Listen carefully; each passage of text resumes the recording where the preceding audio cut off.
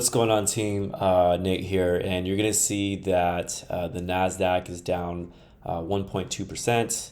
You're gonna notice that it is breaking below the structure, and if I zoom in on the lower time frame, you're gonna see that it retraced back above the support area, but then immediately towards later on in the day, you're gonna see a break again. So I'm just looking at a little retrace right here.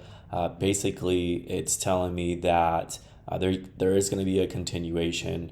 And then Thursday we have the CPI, which is going to be huge. So if CPI is higher than normal, that means cost of goods, cost of everything is up, which should make the market fall. Okay, so let's go over to SQQQ.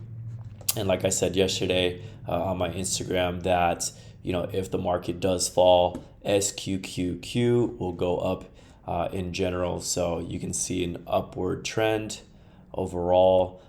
So I think the next couple of days there could possibly be a consolidation, but just looking at the Nasdaq in general, I do believe that there is going to be basically a break of structure and then a continuation down to possibly the 10,500 arena.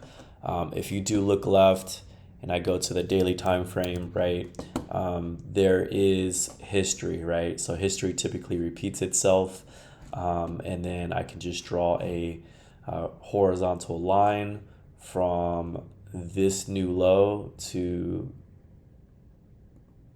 this area right here. So we're looking at 10,300 area. So yeah, there's a break of structure. It's holding.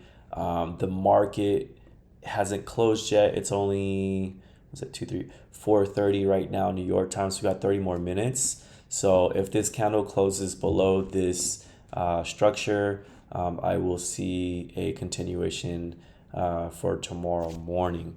So that's all I got, guys. If you guys aren't day traders and you're just trying to make some money in the markets, I'm not a financial advisor, but SQQQ is a short ETF that you can buy on Webull and Robinhood and things like that. So, just looking at the overall direction, it's up and to the right. And if the NASDAQ breaks structure, it's going to create its all-time lows, which should mean that SQQQ should break structure and make all-time highs. That's all I got. Thanks for tuning in, and I'll see you next time.